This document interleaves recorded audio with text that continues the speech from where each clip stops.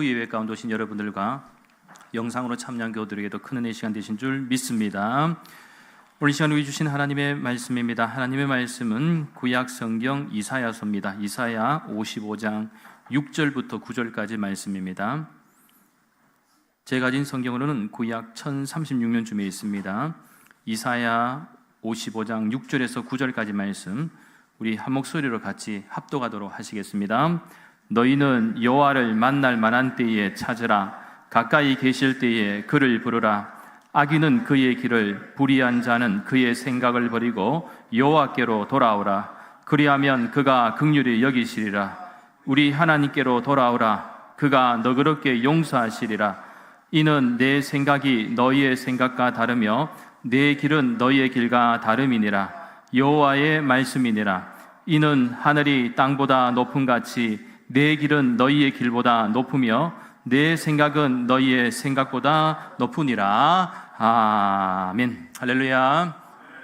인생에는요 두 종류의 인생이 있습니다. 하나는 내 힘과 능력으로 살아가겠다라는 사람이 있고, 또 다른 하나는 하나님의 은혜로 살아가겠다라고 마음먹은 사람이 있습니다. 그렇기에 진정한 성도의 저력은 어디에 있는가? 내 속에 있는 힘과 능력을 가지고 살겠다는 것이 아니라 위로부터 하나님께서 주시는 은혜와 능력으로 살겠다는 사람일 때, 그 사람이 바로 믿음의 사람일 줄 믿습니다. 예를 들면 우리가 잘 아는 다윗, 이 다윗을 떠올려 보시면 다윗은 이스라엘의 제2대 왕이 아니겠습니까? 그러나 시편의 기도를 보면 이 왕 같지가 않습니다. 참고로 시편 6편 3절과 4절 그리고 9절 이 말씀을 우리가 보면 이렇게 기도하죠. 나의 영혼이 매우 떨리나이다. 여호와여 어느 때까지니까? 여호와여 돌아와 나의 영혼을 건지시며 주의 사랑으로 나를 구원하소서. 여호와께서 내 간구를 들으셨으며 여호와께서 내 기도를 받으시리로다. 아멘. 다윗의 기도를 보면 그에게 왕의 권위와 위엄이라기보다는 그저 하나님 앞에서 연약하고 불쌍한 한 영혼처럼 보입니다. 즉 문제 있는 사람이 구하는 기도같이 보인다라는 것이죠. 그런데 왕인 다윗도 이 정도인데 우리는 어떻습니까? 여러분은 어떻습니까? 알량한 것 몇 가지를 가지고 거들먹거리면서 마치 내가 세상의 모든 힘과 권세를 가지고 있는 양 서 있지는 않습니까? 하나님 앞에서 겸손하지 못하고 언제나 내 힘과 능력으로 모든 것을 할 수 있다는 교만한 마음으로 혹시 살아가고 있지는 않습니까? 따라서 하나님께 쓰임받는 사람들의 특징을 보면 하나님께서 어떠한 모양이든 간에 우리의 마음을 가난하게 만드십니다. 여러분의 마음을 가난하게 만드신다는 거예요. 그래서 예수님께서도 심령이 가난한 자가 복이 있다고 말씀을 하셨는데, 이 말씀에 근거하면 우리의 심령을 가난하게 만드는 이유가 무엇입니까? 바로 복되게 하시기 위해서, 우리가 복되게 하기 위해서. 그래서 저는 가끔씩 하나님이 쓰시는 사람을 보면 하나님이 정말 기가 막히게 사랑하시는구나 하는 생각이 들 때가 많습니다. 혹시 여러분도 가끔씩 기독교 방송을 통해서 간증하시는 분들, 그죠? 여러 사연들을 이렇게 듣게 되는 분들이 있습니다. 거기에 보면 어떨 땐 제가 부끄러울 때가 있어요. 저런 분은 저렇게도 사시는구나. 또 어떤 분은 저렇게 하나님께 쓰임을 받는 것을 보면서 하나님이 정말 사랑하시는구나. 어떤 질투의 대상, 시기의 대상이 아니라 그냥 있는 그대로 저 모습을 보면서 그냥 존중하면 되는 거예요. 그리고 이해하면은요, 때로는 참 그렇게 못 사는 제 자신이 또 부끄러울 때도 있습니다. 그렇다고 물론 하나님께서는 저도 그렇고 여러분들 가운데도 다 은사에 맞게 또 형편과 상황에 맞게 들어 사용하시죠. 모두가 다 그런 분들처럼 정말 세상에 뭐 상위 0. 몇 %의 사람처럼 살아야 될 이유는 없습니다. 그저 우리는 서로의 그것을 이해하고 존중하며 그래 살면 되는 것이죠. 그런데 간혹 인간의 상식으로는 저렇게 살 수 있을까 하는 분들이 있을 때는 정말 놀랍기도 하고 하나님이 참 사랑하신다는 생각이 들 때가 있다는 것입니다. 자, 그런 의미에서 우리는 이 세상을 살아가면서 왜라는 질문을 참 많이 하죠. 여러분도 왜라는 질문 하시죠? 예를 들면 왜 하나님은 내 기도를 즉시 들어주시지 않는가? 왜 의로운 사람이 고통받고 고난받고 악한 자가 형통하는가? 왜 내 삶은 계획한 대로 흘러가지 않는가? 여러분 그런 질문 들 때가 있지 않습니까? 그런데요, 오늘 본문 이사야 55장 6절부터 9절까지의 말씀은 이러한 질문들에 대해서 하나님의 시선에서 근본적인 대답을 주는 말씀이다 라고 볼 수가 있습니다. 그리고 특별히 오늘 본문의 말씀은 하나님께서 이사야 선지자를 통해 포로된 이스라엘 백성들에게 주신 은혜의 초청이기도 합니다. 분명한 것은 이 초청이 이스라엘 백성들에게만 유효한 것이 아니라 오늘을 살아가는 우리 믿는 모든 성도들에게도 유효하다는 것입니다. 여전히 유효하다. 그렇게 오늘 본문의 말씀을 가지고 차근히 말씀을 함께 묵상하면서 배울 수 있는 교훈을 함께 나누도록 하겠습니다. 첫째는 지금이 하나님을 찾을 때입니다. 오늘 본문 6절 말씀에 주목합니다. 6절 말씀 함께 읽겠습니다. 너희는 여호와를 만날 만한 때에 찾으라. 가까이 계실 때에 그를 부르라. 아멘.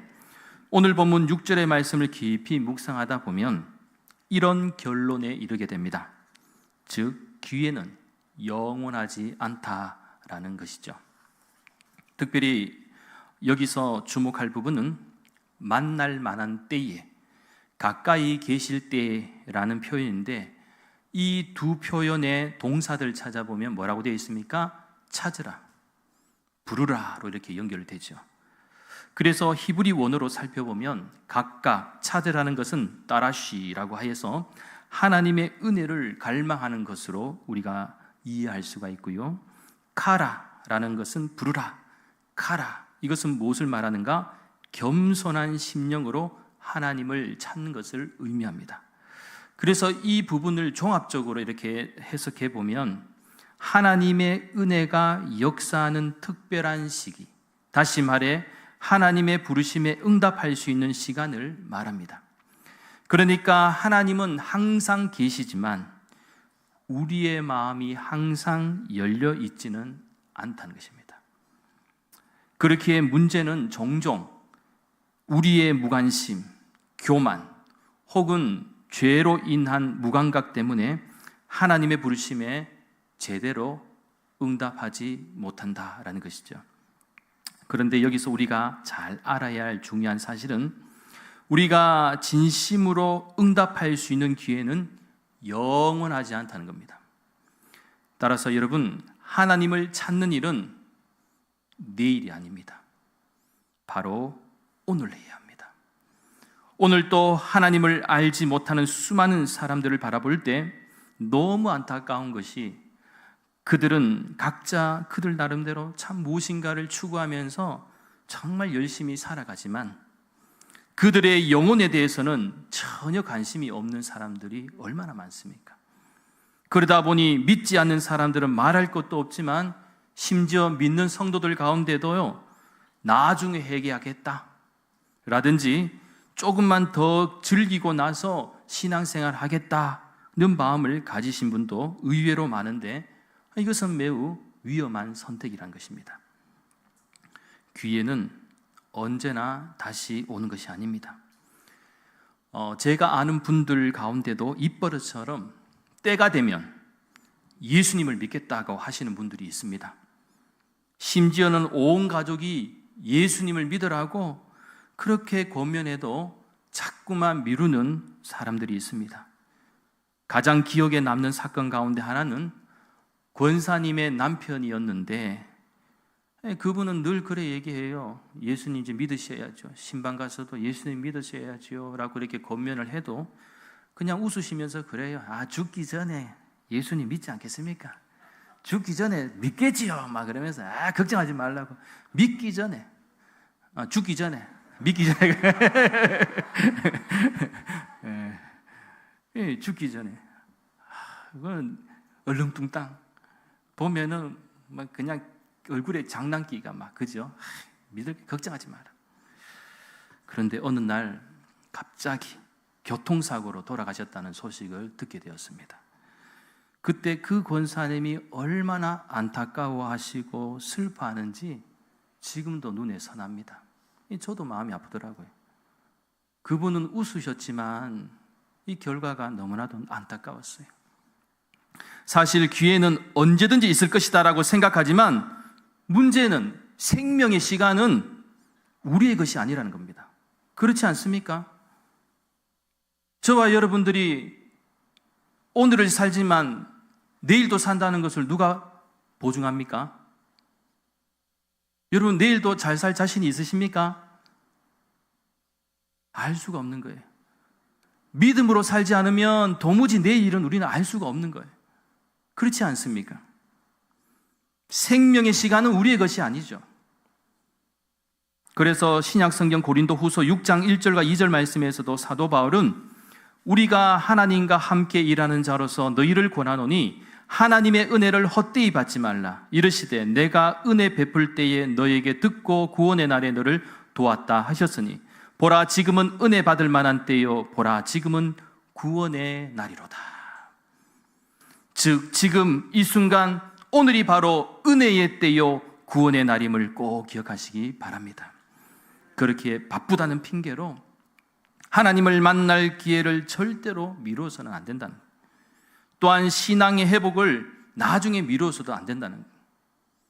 그래서 제가 요즘 제일 안타까운 것 가운데 하나가 뭡니까? 요즘에 한국교회, 우리 교회만이 문제가 아니고 한국교회 전반적으로 큰 회복돼야 될 주제 가운데 하나는 가난한 성도들.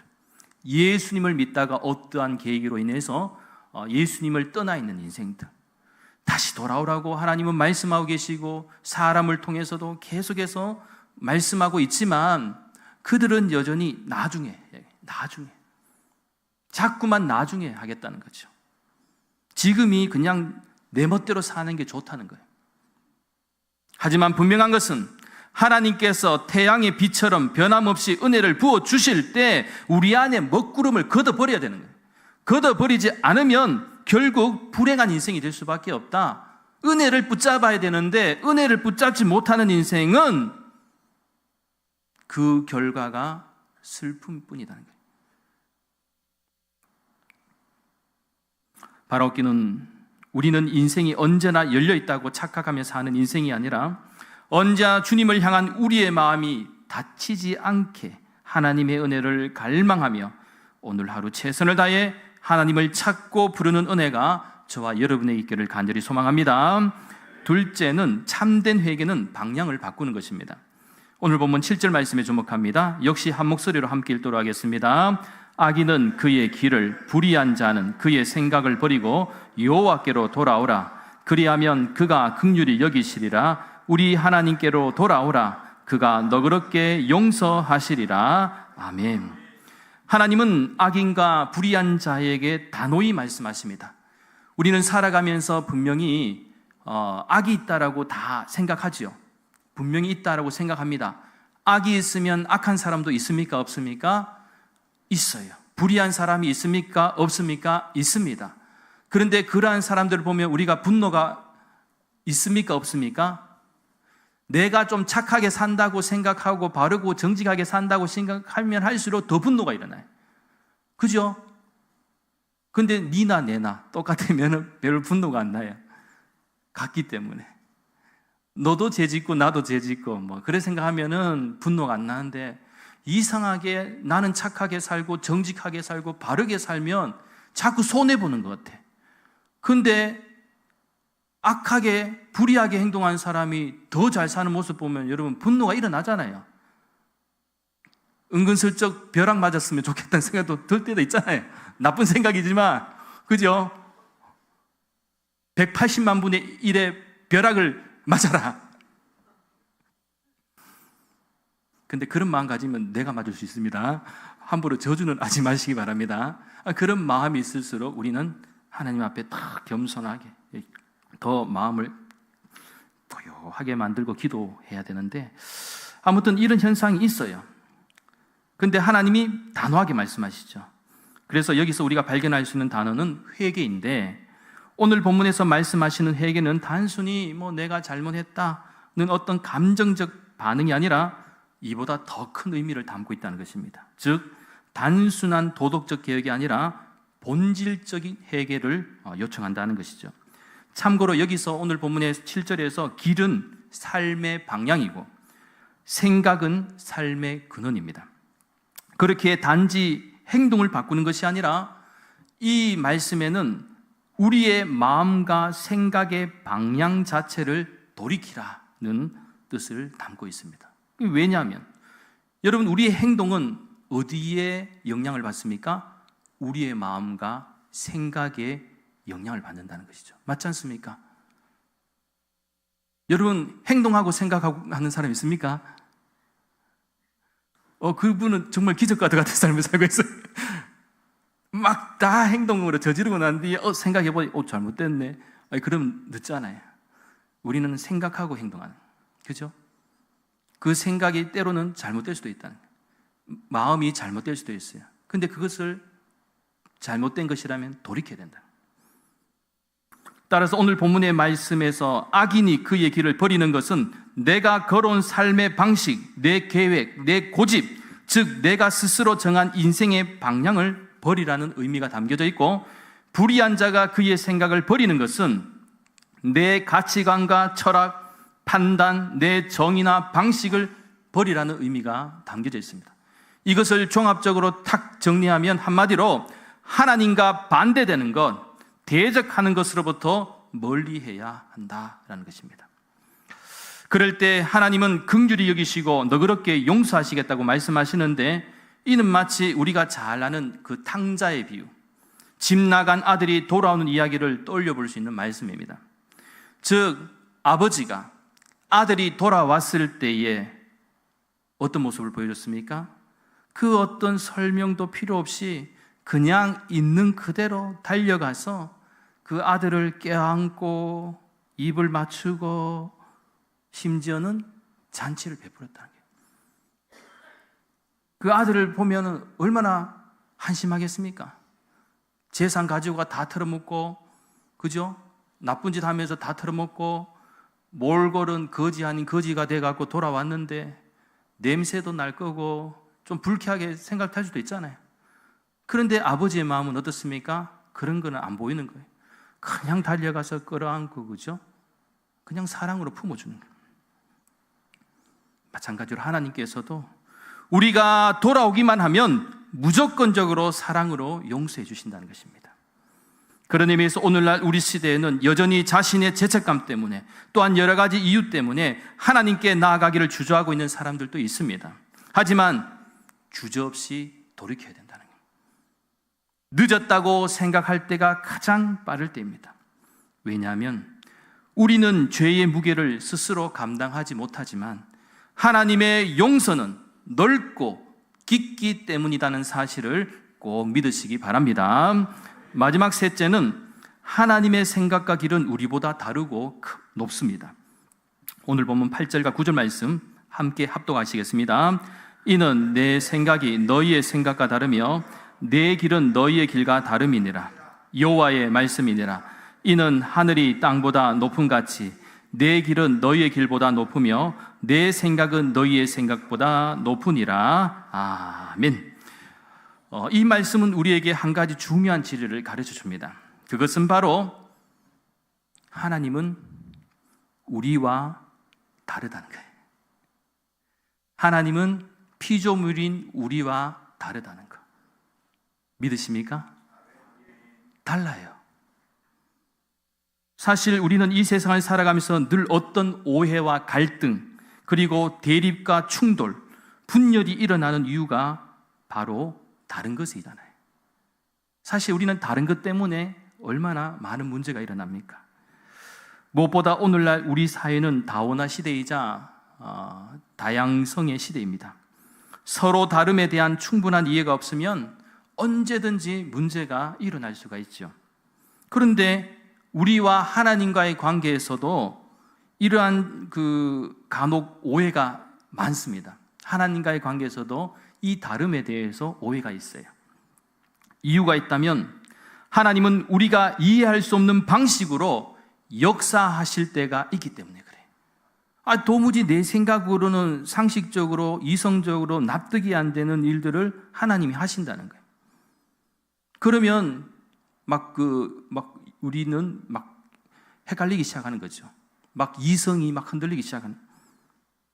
그러면서 때로는 하나님의 침묵하심도, 인도하심에 대해서도, 고난과 환난 속에서도 하나님이 나를 방치하신다는 생각을 들면 들수록 거기에 대해서 자꾸만 질문을 던지고 의심을 하게 된다는 거예요. 그런데 하나님은 오늘 본문의 말씀에서 이렇게 얘기하는 거예요. 그 차이를 인정하고 겸손히 받아들이라는 거예요. 그냥 받아들이라는 거예요. 네 생각이 중요한 것이 레벨 차이가 있다는 거예요. 클래스의 차이가 있다는 거예요. 하나님이 생각하시는 바가 있다는 거예요. 내가 납득이 안 된다고 해서 하나님이 납득 안 된다 할 필요가 없다는 거예요. 하나님은 있는 그대로 받아들이라는. 그래서 우리는 하루에도 많은 질문을 던지지 않습니까? 왜 하나님은 응답하지 않으시는가? 왜 이렇게 오래 기다리게 하시는가? 왜 내가 원하는 방식으로 일하시지 않는가?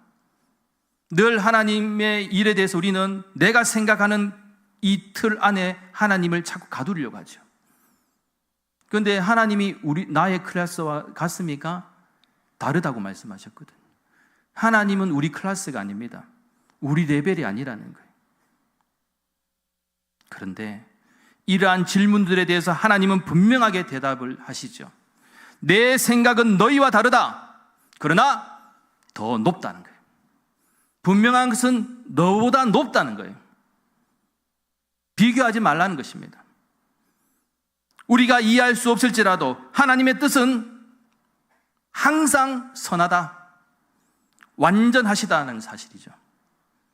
그렇기에 우리가 늘 삶 속에서 기억해야 할 중요한 진리는 우리는 하나님의 생각을 잘 읽는 성도가 되어야 된다는 것입니다. 예를 들면 기도가 응답되지 않는 것 같을 때 하나님의 더 나은 계획을 우리는 붙잡아야 합니다. 왜냐하면 하나님의 뜻은 항상 우리에게 불리한 것을 주시기 위한 것이 아니라 영원한 유익을 주시기 위함입니다. 그리고 우리는 당장 바로 앞의 것만 보지만 하나님은 더 멀리 있는 것을 보시고 계획하시기 때문입니다. 그런 의미에서 여러분, 농부는 가을을 위해서 봄에 씨앗을 심지만 땅 속에는 아무 변화가 없는 것처럼 보입니다. 그러나 우리가 보이지 않는다고 해서 변화가 없는 것이 절대로 아니죠. 보이지 않는 뿌리의 자람이 반드시 열매로 이어진다라는 사실입니다. 하나님의 생각도 길도 이와 같습니다. 당장은 이해할 수 없어도 하나님은 반드시 선하게 결실을 맺게 하실 줄 믿습니다. 따라서 우리는 항상 인간적인 시선으로 삶을 해석하고 판단하지만 하나님의 시선은요, 영혼과 진리를 기반으로 한다는 것을 우리는 알아야 합니다. 때로는 내 계획과 방식이 전혀 다른 방향으로 흘러가고 쉽게 이해되지 않는다고 할지라도 하나님의 문제 해결과 응답은 우리의 계획과 방식과 다를 수가 있다는 것. 그러나 분명한 것은 하나님의 생각은 더 높고 더 깊고 더 완전함을 믿습니다. 사랑하는 여러분, 우리는 시간에 갇힌 존재입니다. 그렇지 않습니까? 우리의 시간은 유한합니다. 오늘 하루를 살면 내일 하루가 줄어드는 것이 우리의 인생. 우리는 시간 안에서 갇혀 있는 것이죠. 그런데 하나님은 영원에서 말씀하십니다. 하나님은 시간 안에 갇혀 계신 분이 아니기 때문에, 그래서 영원을 사시는 하나님이 우리의 미래도 다 보신다는 거죠.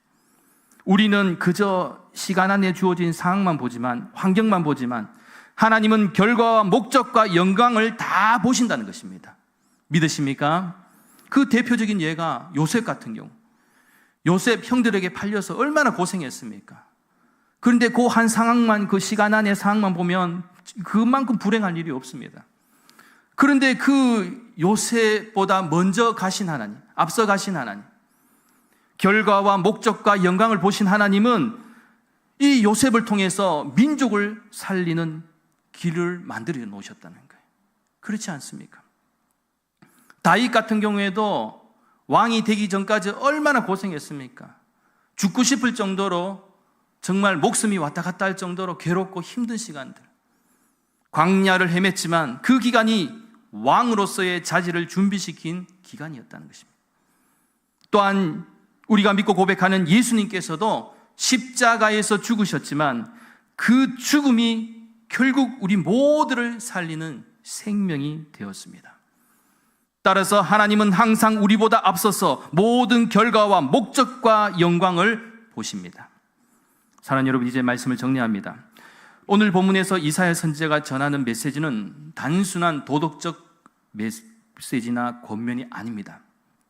바로 하나님의 은혜와 사랑의 그 마음이 담긴 절박한 초청입니다.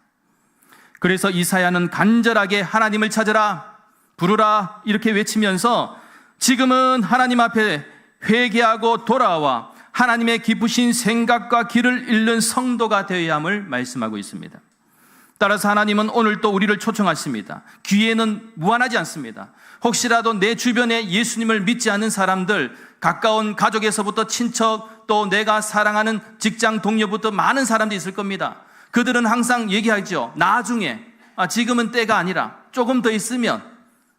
그런데 그 시간은 철저하게 우리에게는 제한되어 있다는 거예요. 무한하지 않다는 것입니다. 그렇게 우리는 그저 하나님의 생각과 길을 신뢰하며 하나님 앞에 우리의 삶의 모든 주도권을 내어드려야 할 줄 믿습니다. 무엇보다 매 순간 주시는 하나님의 말씀의 능력이 있음을 믿으시기 바랍니다. 하나님의 말씀에 아멘으로 화답하는 인생에게는 마치 콩나물에게 많은 물을 주어도 물이 밑으로 다 빠지고 나면 물이 왜 이렇게 많이 빠져? 이렇게 생각할 수 있지만, 그런데 그것이 헛된 일일까요? 아니죠. 물을 주지만 우선 보기에는 물이 다 빠져서 무슨 영향력이 있을까 싶은데 어느 순간 콩나물이 쑥쑥쑥 자라고 있는 것이죠. 맞죠? 마찬가지로 하나님의 말씀을 매일같이 받고 말씀을 따라 사는 인생은 절대로 헛된 인생이 될 수 없다라는 사실을 믿으시기 바랍니다. 바라옵기는 비록 그 어느 때보다 쉽지 않은 현실을 살아가는 저와 여러분들이 있지만 하나님의 말씀에 믿음으로 잘 순종하고 무엇보다 하나님의 생각을 잘 읽는 성도가 되어 매일의 삶이 은혜로 가득하며 세상의 그 어떤 풍파에도 넉넉하게 이겨내는 축복과 역사가 저와 여러분의 있기를 예수님의 이름으로 간절히 축원합니다. 기도드리겠습니다. 거룩하신 하나님, 이 세상을 살아가는 동안 늘 하나님의 말씀에 믿음으로 순종하며 무엇보다 우리 자신의 생각과 길을 내려놓고 하나님의 뜻과 생각을 잘 읽는 성도가 되어 매일의 삶이 은혜로 충만하며 세상의 그 어떤 풍파에도 넉넉하게 이겨내는 축복과 역사가 있게 하여 주시옵소서. 감사드리며 모든 말씀 거룩하신 예수님의 이름으로 간절히 기도하옵나이다. 아멘.